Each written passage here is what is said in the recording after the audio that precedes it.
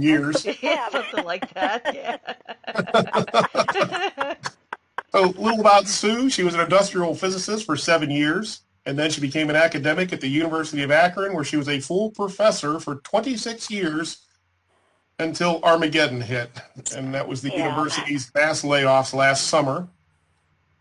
Previously, she was the president of OSAAPT twice. Boy, we could have used you as president-elect today, you know. Okay. Well, Her we haven't special, gone third rounds yet. I know. Her specialization is teaching the first 2 semesters of physics with a focus on conceptual understanding and problem solving, and her research focuses on improving physics education as well as other topics. So, Sue, you've already stolen the presenter's ball, so it's all yours. All right. There I am. All right. Let's see. Oh, I have to see. Hide this from my thing. All right.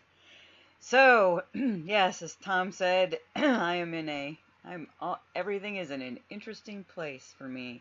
But I'm going to talk today about using action research for continuous improvement in Physics 101, and I'll expand a little bit on some of the background of me. Hopefully, there we go. I use WebEx all the time.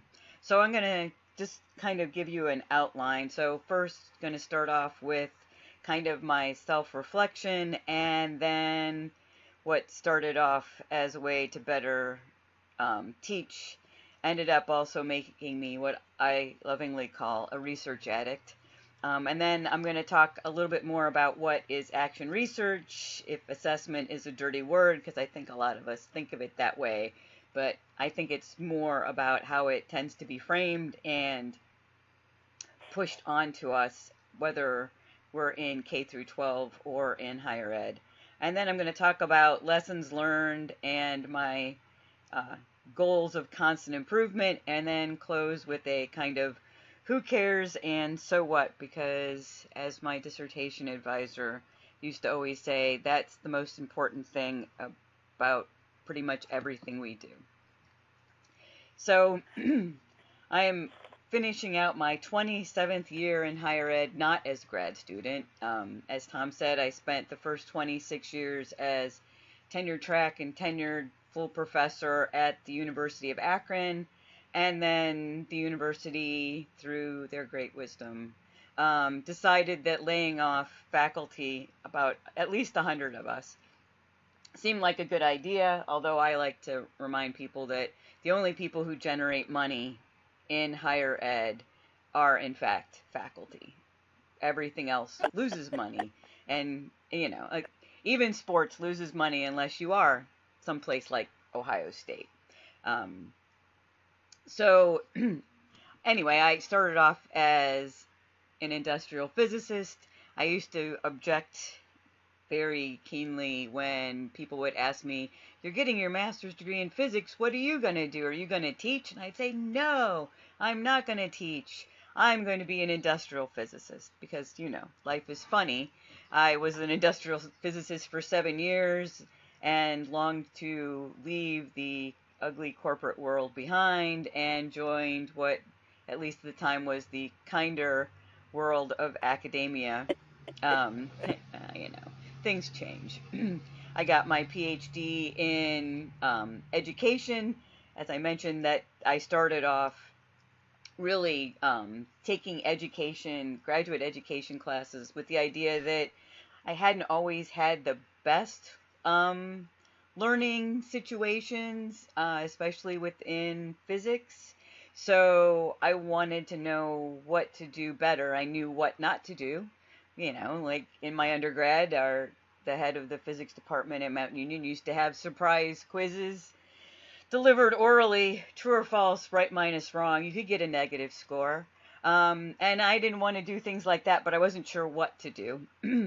And then I finished my PhD, got this research bug, and then found myself surprisingly unemployed while I tried to get reinstated and or find a new job.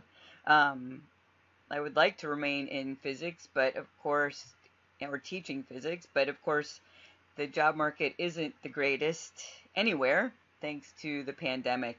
Um, anyway, so I love teaching in higher ed, and that's one of the reasons why I would like to stay in academia. I know a lot of my RIF, meaning reduction in force, colleagues from the University of Akron have sought to leave academia, but I really love teaching, and I really am pretty addicted to doing research, even when it's not connected to physics education research, although that's pretty much where I am. Although things have expanded a bit for me over the last 10, 15 more years. So I'll kind of try to explain how everything seems to always tie together, because I think in the end, everything somehow in life kind of ties together and makes sense.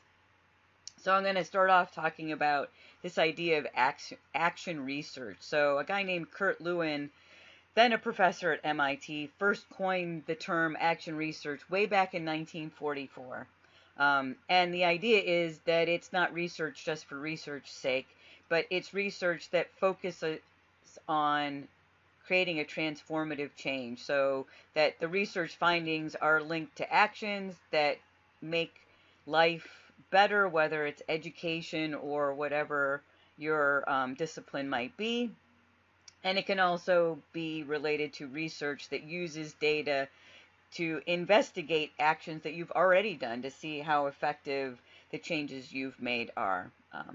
It typically involves critical reflection, which can be hard when you're analyzing basically what you're doing. Something that you thought was a great idea might not turn out to be that great of an idea, so that's where a lot of critical reflection comes in.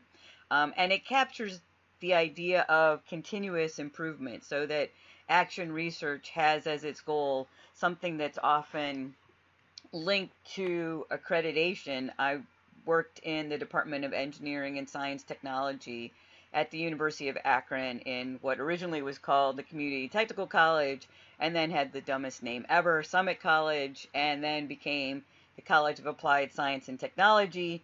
The upshot of all that is that our programs were accredited in engineering technology, TAC of ABET, and they have as a key ingredient of accreditation how you're going to use data for continuous improvement. And I really kind of latched onto that idea actually even before it was part of the accreditation, but our programs have actually used some of my research to show continuous improvement in those specific programs like mechanical engineering technology. But at least for me, research wasn't something that I had to do. I wasn't in a publish or perish environment. In my college, our focus was on teaching and not on research. So I was pretty much the researcher in my entire college, and certainly in the only researcher in my department. So which brings us then to this idea of assessment. You'll see that eventually everything comes together. So most of us use assessment as part of our teaching, right? A lot of times that assessment is mandated by those above us in the magical administration. They could be linked to standardized tests, especially in the K through 12 world, as well as state tests. College and university assessments are a big deal anymore, because my courses served as general education. There were general education outcomes that had to be determined, and assessment processes, which by the way were really, really bad. I was not the person who looked at that at the university level, but we also use other things. We use tests and quizzes and lab reports to gauge our students' understanding, and hopefully we're use that idea of critical thinking and critical reflection to think about what we can use and do with the information that we garner from those classroom assessments that we use. And what I'd like us to think about is that when we think about assessment, do we think about it as a way to inform our teaching? And that partially depends on who decide what assessments we use and how we use them, right? Again, state tests might not be a great benchmark for what you're doing in the classroom and how effective it might be, right? But in the end, right, in the assessment world, they use this phrase, closing the loop, right? And so I would like to say that whether it's action research or assessment, right, that um, closing of, closing of the loop is the key ingredient to the idea of constant improvement. So what we're really doing is, right, we're bringing our information full circle so that we're actually going to make changes based on that data, opposed to they made me do assessment, right, and some assessment committee looked at things and gave me feedback, but it's not helpful, or they're wrong because the assessment process is based on their own personal opinions and not something, right, that is more meaningful. So not a check the box. I think when assessment is a check the box kind of thing, it is a dirty word. So assessment to me should really be about self-improvement rather than accountability. I think accountability tends to be a dirty word. At one point at the University of Akron, um, one of the vice presidents of marketing wanted UA. She was looking for acronyms for UA, and one of it was like University Accountability, and she couldn't figure out why faculty objected to this. So I had to explain to her that accountability is typically a dirty word. So let's kind of bring it all home here and talk about lessons learned and constant improvement, since this is really the heart of my presentation.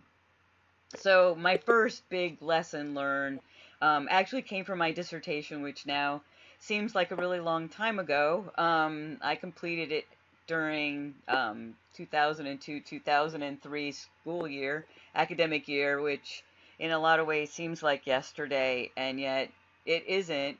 Don't do the math. That's what I've learned. Don't do the math, because then it's scary.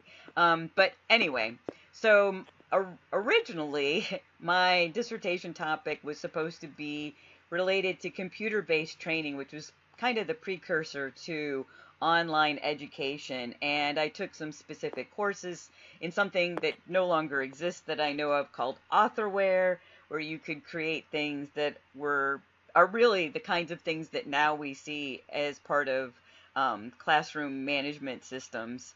Um, and I decided to not go that way because I decided that it didn't make any sense. That it was far um, too much like pushing a button and doing some things, but without more meaningful learning. It was going to be too difficult to do those things. So hold that thought, because I'll get back to that. So my dissertation work ended up being related to the lab homework in real-time physics. All my labs used Vernier equipment, and real-time physics started off, it was Sokolov, Thornton, and Law's work for first semester physics, and part of the original NSF materials included lab homework. And so I wanted to know if lab homework really should work the way we were doing it. I actually talked to both Ron Thornton and Sokolov about how they did their lab homework, and it wasn't the kind of, I couldn't implement what they did because I had so many commuter students. They didn't live on campus, so they couldn't just drop off their lab homework the next day. And then the other part of my dissertation was ensuring that the force and motion conceptual evaluation was both valid and reliable, and used lots of great mathematics and statistics. And so this was really my first really big step in using data to improve learning in my technical physics courses. And I found out through that research that the homework needed to be completed during the lab. Otherwise, students just reverted back to their pre-lab, preconceptual beliefs when they did the lab homework, which was generally about an hour before the next lab when it was due, sitting in the study area or in the hallway, working it out together. And then that the FMCE was both valid and reliable, and I started using it as a pre and post test. Well, basically starting in fall of 2002 up until I was laid off. So up through the summer of 2020. So, and I used even that data, the post-test data especially, to gauge changes that we made in lab, changes that were related to changing instructors, and how sometimes if you had a brand new lab instructor, you needed to give them kind of more coaching about how to teach the real-time physics labs. There is, I'll call it an art to that, where, right, it instead of giving students answers, for instance, really pushing them for their own self-reflection and really thinking about how physics works, right, force and motion, and not just depending on their prior belief systems, which is very, very hard to change. And then I took this weird deviation about a year after my dissertation. I was introduced to something called Q methodology by actually a former grad student friend of mine. We ran into each other at a conference, and and I became intrigued with this idea of Q methodology. So basically, it's a scientific way to study subjectivity, meaning people's opinions or views. Participants sort statements, which is called a Q sample, into a grid. So here is an example of a grid here. Statements have numbers, as you can see here. Here's an example of my old days when I used my paper cutter and cut up, I don't even want to know how many statements over the years, a lot. And so each statement has a number, the numbers go in the boxes, and right, students or whoever sort these statements based on what they think is most like their view to most unlike their view, or most important to their learning and most unimportant to their learning. And then basically we use statistics to group them together. I'll talk about that in a second too. And typically 2 or 4 divergent, unique views emerge from the analyses, and the analyses include lots of tables so that we can actually describe these views in great detail. And then also helpful is that consensus statements, so agreement across the multiple views, are also revealed so that you can use a common starting point for either discussing something in class or making some changes.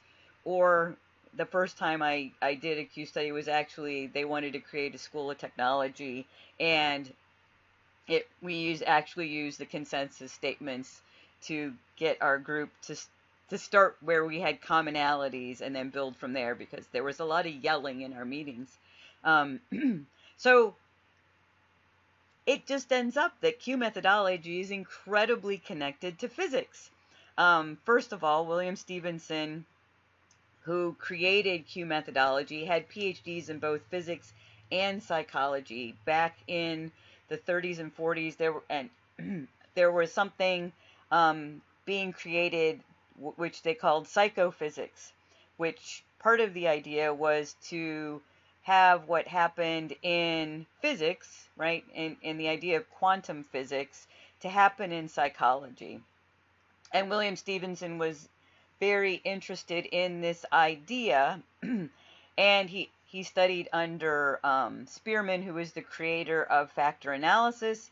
Just so ends up that factor analysis, the mathematics of statistics, right, of factor analysis, are exactly the same as the math of quantum mechanics.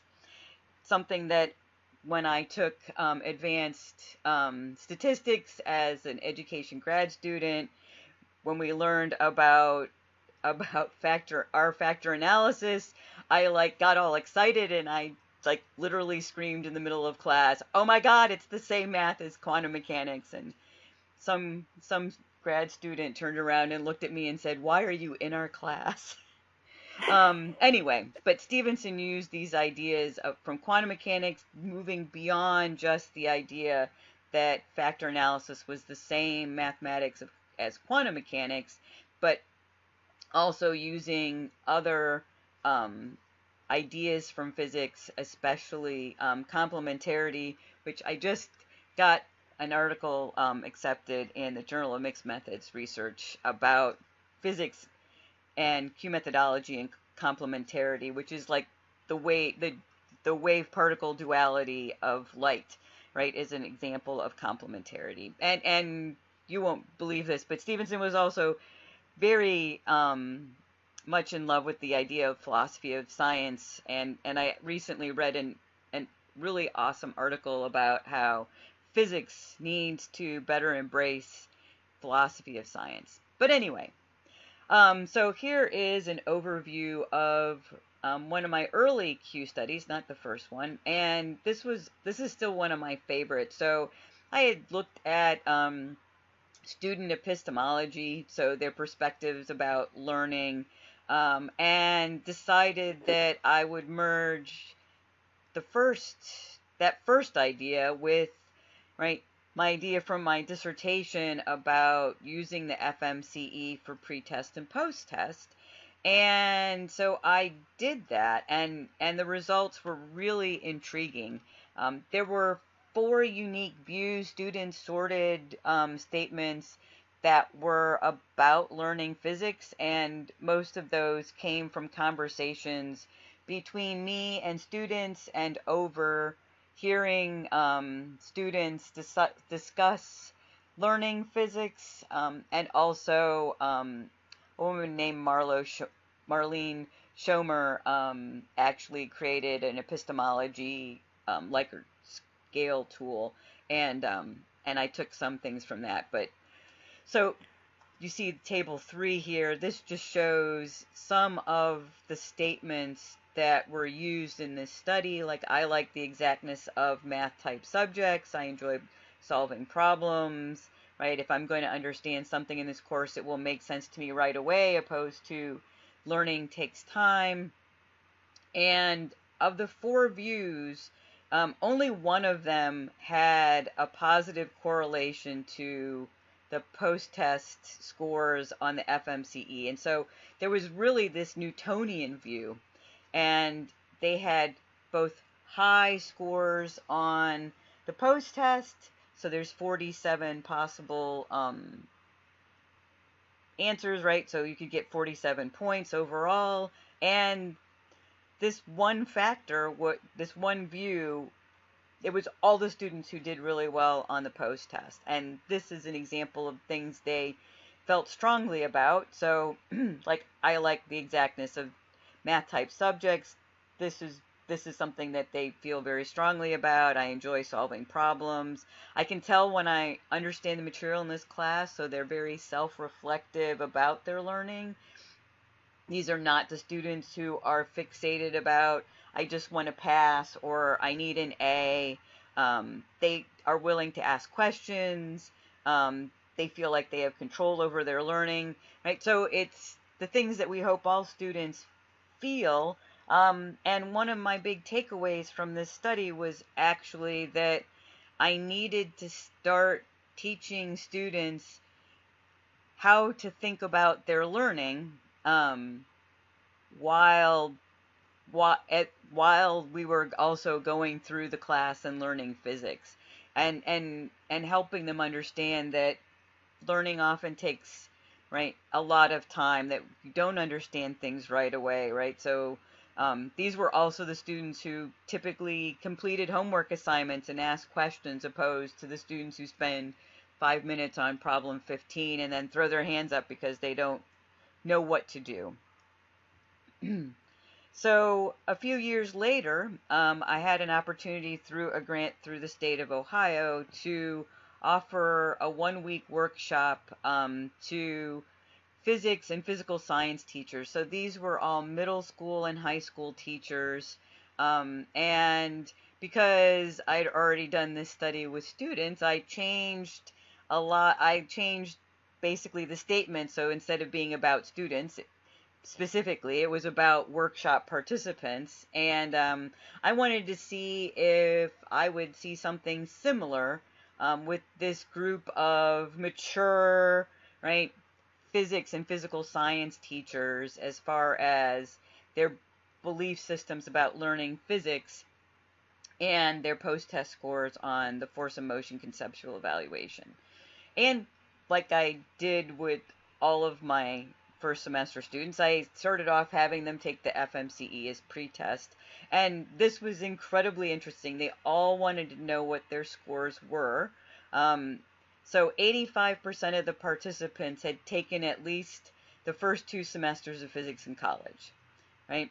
Yet the pretest mean was 15 out of 47, which is very close to what my freshman, sophomore level first semester physics students pre-tests are. So that was kind of disturbing. One participant in the workshop announced early on in the first day that he had a bachelor's degree in physics, and so he didn't really need this workshop, which was focused on learning force and motion concepts because he knew it all. And on the pretest, he got 22. He was absolutely heartbroken. Um, but it just goes to show that just having a degree in physics is not necessarily a guarantee of understanding concepts of physics. And I think that this is something I've learned through the years in hiring adjuncts and also through other places. And to me, this is one of the key things that the Ohio section actually provides, is that we talk a lot about concepts and what we do to teach concepts, how I do it, and other things like that. Of my 20 participants, I had two that started off as Newtonian thinkers. One of whom was my kid. Each of my kids had her for their first physics class in high school, and she was a biology major originally, and then she just became certified to teach physics, and I don't remember who the other person was. I did have a high school physics teacher who had taught high school physics for quite some time, was certified to teach physics, who got a 7. And then we had our week of fun where we ran labs, and that were basically the real-time physics labs, and I had a number of middle school and high school teachers freaked out because they realized that they had been teaching things wrong, physics concepts, for sometimes multiple decades. And then I did a little t-test and found out that basically everybody improved their score, even though it was only a week later. It was statistically significant at the 0.01 level. But they didn't all become Newtonian thinkers, right? So I had more of these teachers who became Newtonian thinkers, but not all of them. The interesting thing, though, is because I did the Q study at the very end, they all ended up on basically on one factor, right? So there was only one view, and it was very similar to the student view from the previous study that I just talked about. And then I wish that I would have done the Q sort the first day as well, just to see if their views of learning physics and learning physics concepts had changed, but I didn't do that. Then, right, seemingly off on a tangent again, more recently I did a study that was about critical thinking and learning of physics concepts. This was basically inspired by our assessment of general education that was created at the University of Akron, which frankly there were a lot of things about it that weren't very good. There, I said it. So one of the things was how they determined sufficient writing across the curriculum, but also how they determined critical thinking, which was more of the people who scored, it was like their personal view. So there was not a rubric, there was not anything. And they scored me low on critical thinking. And so I decided to take data because that's often my solution to things. Well, that's what you say, but let's actually do a study and see what we come up with. So in the past, I had been part of an NSF study where we had used something called the Holistic Critical Thinking Scoring Rubric and the Structured of Observed Learning Outcomes, which are two basically rubrics for scoring critical thinking. We did it with events that were kind of staged and how students thought about, right, um, what was happening in these like environmental science kind of situations. So I used our real-time physics labs, just specific ones, and I had a set of people who agreed to score, I think it was 4 out of the 12 labs for critical thinking, because students have to, right, can predict what's going to happen, then they run the experiment, and then they have to reflect and kind of write about whether they were right or wrong, and kind of, it's really a way to make them challenge their conceptual thinking. And so I collected all of this information, also had everybody take the pre-test and post-test using the force and motion conceptual evaluation, used fancy regression analysis, controlling for age and whether or not they had high school physics or not, and the pretest score. And what I found out was that their students' critical thinking level was significantly correlated with their post-test scores, so their learning of force and motion concepts. So it was very interesting that we could use the post-test of the FMCE as a proxy for critical thinking, which would make it much easier for gearing critical thinking at least in the first semester of physics, because we didn't have to worry about inter-rater reliability across multiple scores using rubrics such as, right, the HCTSR and the Solo taxonomy. And I sent this to the person at the University of Akron who was head of assessment and tried to explain to her about this. I'm not really sure she understood what I was talking about, but that's okay. So one of the big takeaways for me then is the fact that epistemology, which I studied, which is just how people think about their own learning, right, using Q, critical thinking, which use these rubrics, and conceptual understanding all seem to be very much interrelated. So students who are critical thinkers seem to be also the students who understand more about the learning process, that learning takes time, that they have to keep at it, that, right, that once they learn something, it's not about getting a grade, it's about, right, being able to apply it in future classes.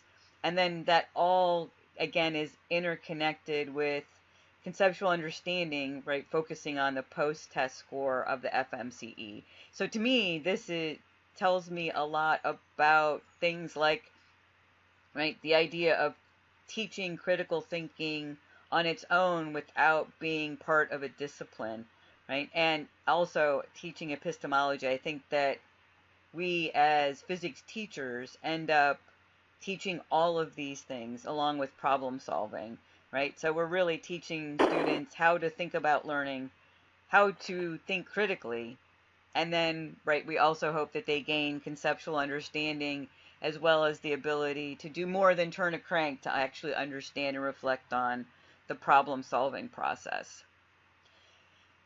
And then finally, I recently looked at, this was actually when I first started flipping my physics courses.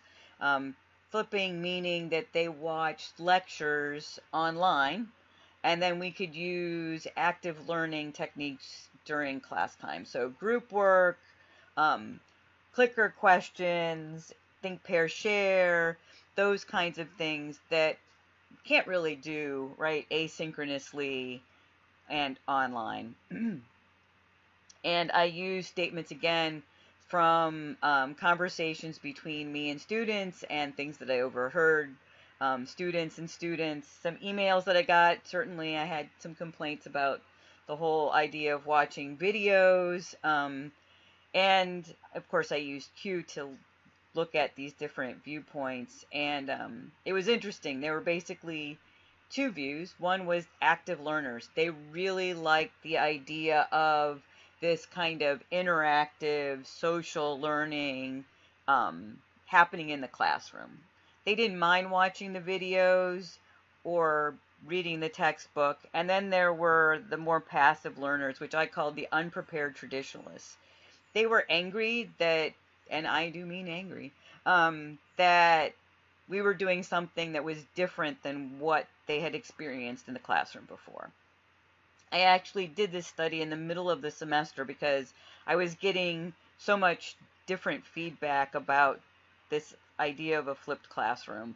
And one of the things that were big takeaways was the fact that I needed to tell the students, which I started doing at the beginning of every semester, why I flipped the physics class, right? So I didn't want to aim at the middle of the class. I wanted students to have more time to do group work, so we had more time for student and student instructor interaction, and that they didn't have to watch the videos. I also gave them Ramlo Cliff Notes, and they could read the textbook, and there were other things they could do. One of the things that I found surprising was that students had to be told that they should take notes during the video lectures. Students often told me my video lectures were boring and that they got distracted. And so that was one of the conversations we had. Well, what are you doing when you're doing that? Well, they had other tabs open and they were checking social media and texting their friends, the kind of thing that we often see in the classroom when we're lecturing.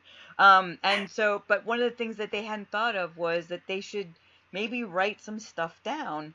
And that's when I provide them PowerPoint slides, but I don't give them the solutions to any of the extra problems I work out. So they have to watch the videos to get the information on how to solve those problems. They can't just look at the PowerPoint slides.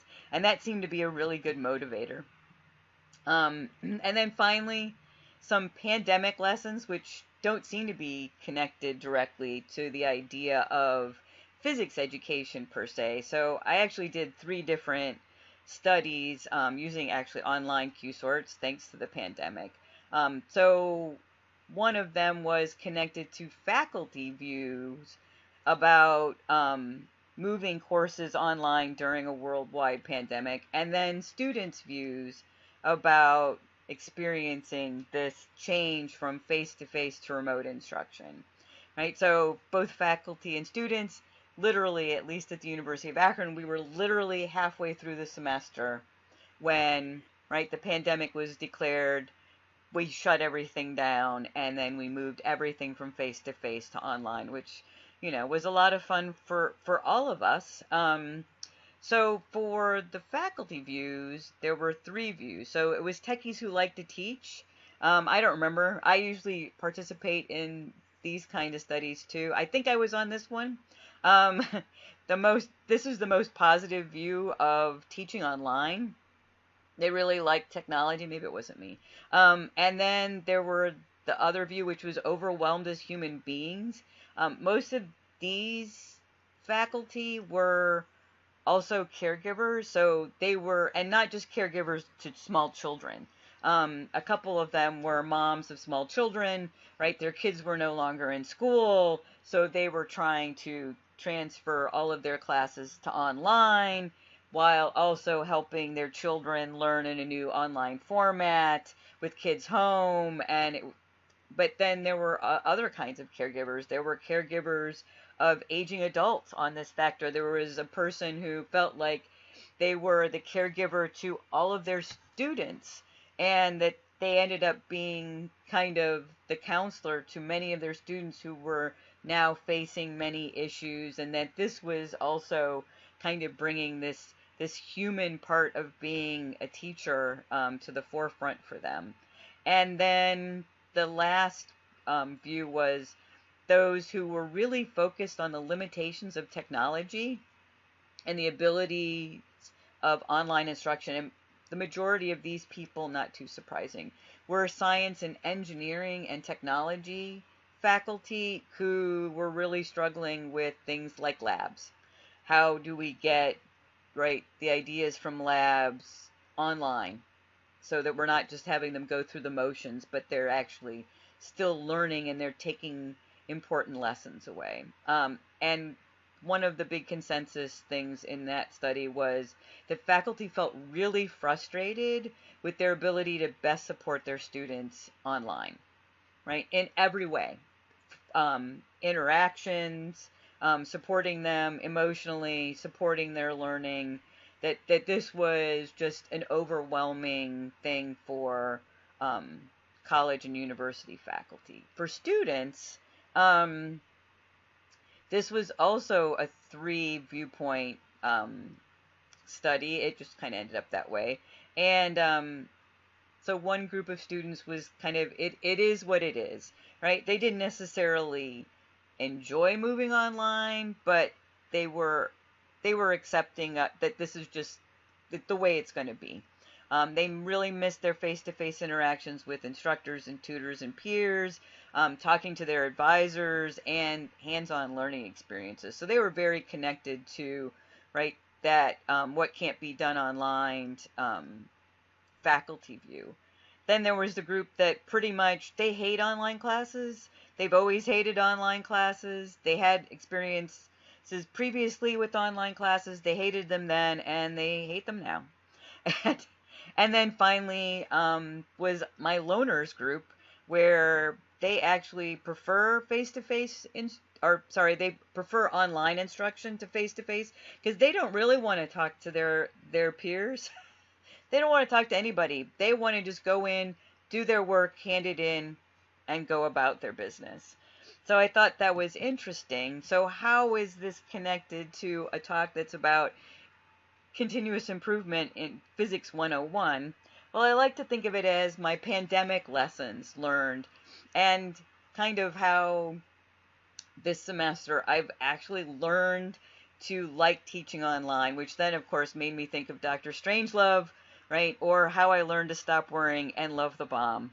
Not that online is the bomb, but it did help me stop worrying, right? So I took these studies, the faculty study and the student study, and I started really, right, reflecting on what I could do to change up my classes. So one of the things I've been doing is having more student interactions, so using breakout rooms a lot for students to do what's essentially group work, but they can work on assignments together, and then I pop in, and I have one-on-one, or actually usually I have groups of 3 or 4 students, because just like face-to-face, that seems to be a good number. And I pop in and I eavesdrop on them, and I answer their questions, and then I can move to the next breakout room.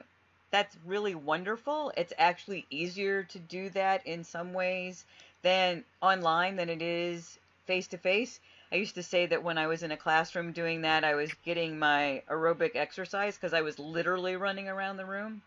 And so students get to interact in these breakout rooms. I get to interact with them. I get to know something about them. None of my students turn their cameras on, but at least I know their names, because their names are up there. I also stopped worrying about open book tests. I tell students that all their tests are open book, but then I teach them, or at least try to teach them, how to prepare for an open book test, including having an equation sheet so that they're not flipping through the textbook.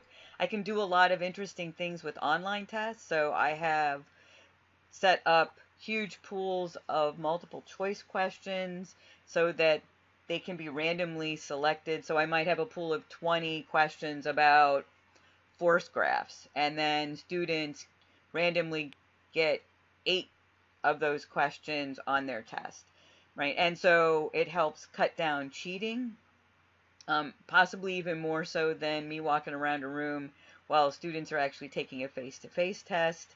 And then I can set up things as far as setting up so that students have similar ability-wise and conceptual-wise problem solving, but right, there might be 3 different conservation of energy problems, right? And so who gets what is just randomly assigned by Desire to Learn, which is our classroom uh, online management system.